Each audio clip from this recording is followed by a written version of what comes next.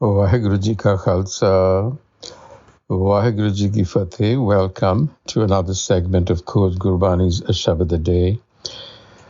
Our recitation continues from Asa Mahalla Panjwa, the 61st Shabad in this Rag, composition of Guru Arjan.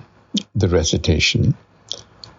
Asa Mahalla Panjwa, Uthat Baithat Sovat Dhiaiai, Marg Chalat Hare Har Gaiai.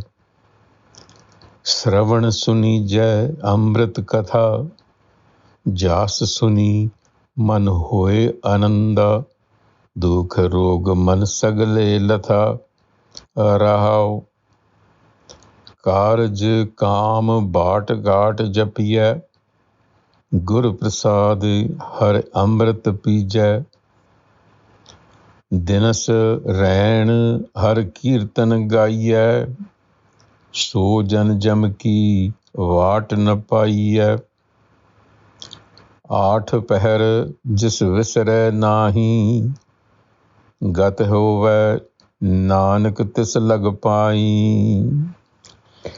आठ पहर जिस विसरै नाही, गत होवै नानक तिस लग पाई। Listen attentively to the discourse of immortality.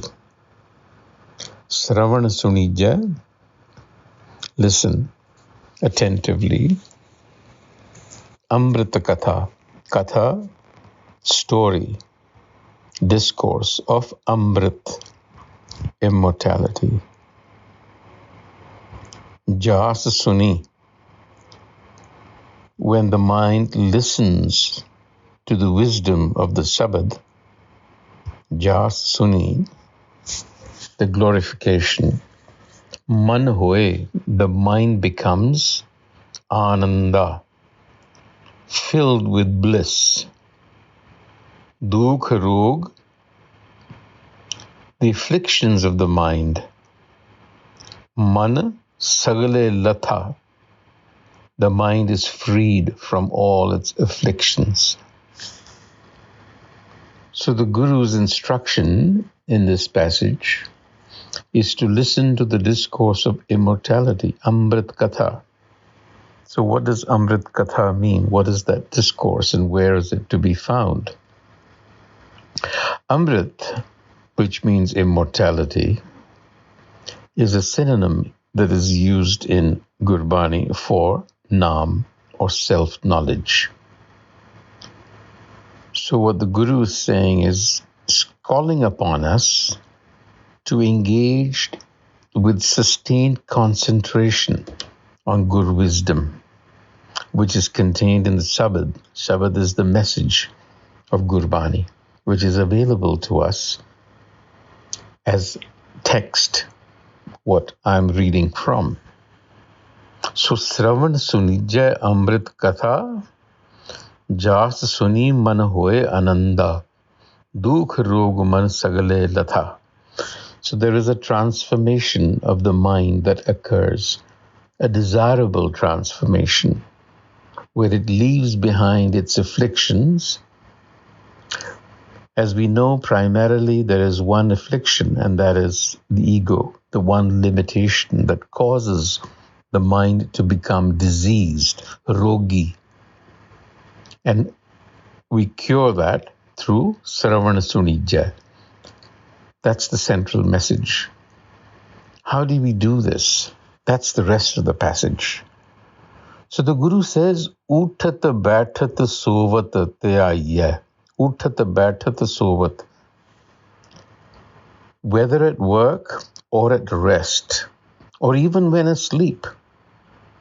In other words, this should become second nature to you. Uthat Baithat Sovat Dhiaiai. Dhiaiai is a verb which means be engaged in a process. Dhiaiai, dhyan, which means that this process involves thoughtful attention. Dhyan means attention. So now dhyan, the process of attention, is central to all major Indian systems. Although there are obvious differences in how dhyan is interpreted. In Gurbani, in Gurmat, dhyan refers to the process of dissolving the ego mind. Dissolving it in what? In the object of its meditation, which is the self within.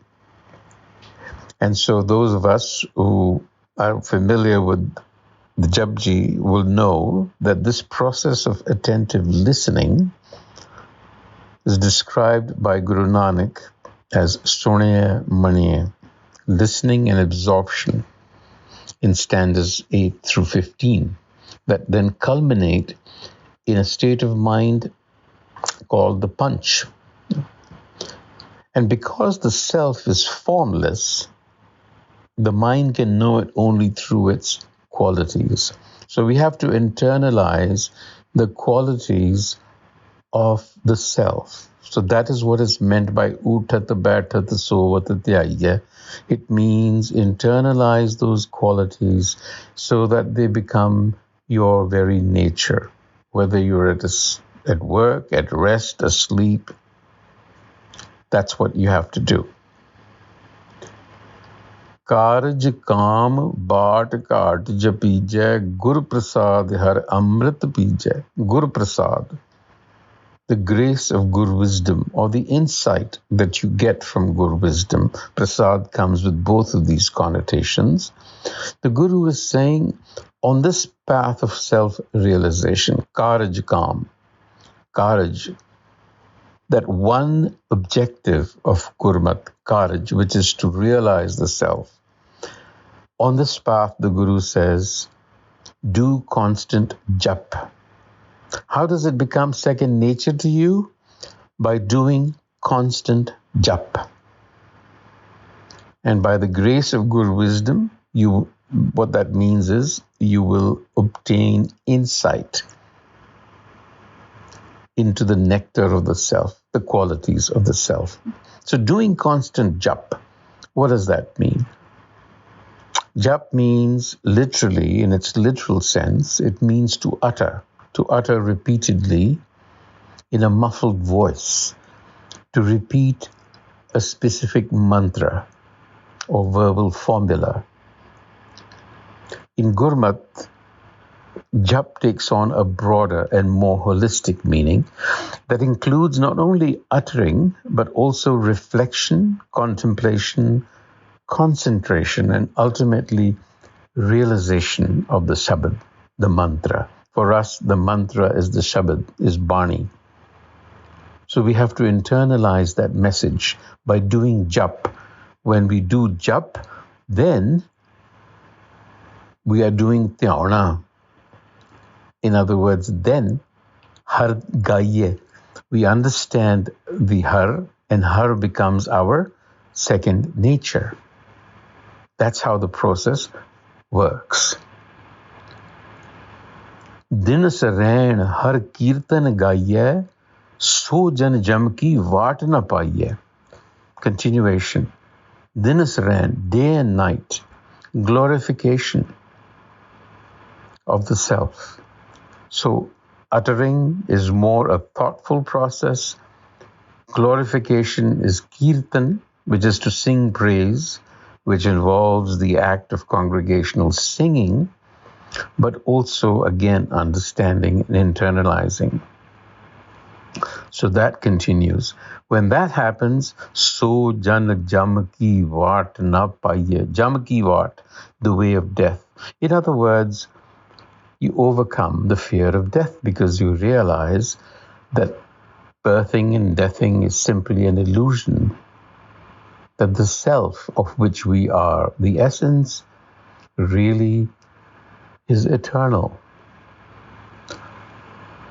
And ultimately, says Nanak, if you submit yourself to those who have not lost their self-awareness for even a bit, in other words, those who remain self-aware, those who have adopted, internalized the qualities, where the self has become second nature, you can find liberation. So here is the importance of finding evolved individuals who are living in that state.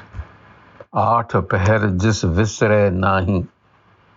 Those who do not lose their self-awareness. In other words, those who have attained self-awareness. Nanak tis lag paye. Submit yourself. Now, gat hove, liberation. It also means movement. It also means progress. Gati. And liberation comes in many verbal hues. It can, we use the words salvation, redemption, absolution, and on and on. And in Gurbani, terms like moh dwara, jivan mukt are all used to signify some condition of freedom or liberation. But the point is, liberation from what?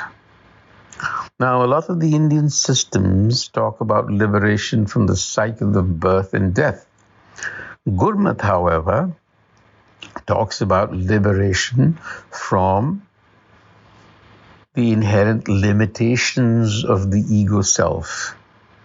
We have to move, gati. We've got to move, progress. We've got to become better than what we are, to put it in very simple terms. Develop ourselves. We have the resources. So this is the process then of making the self second nature to you. Waheguru Ji Ka Khalsa, Waheguru Ji Ki Fateh.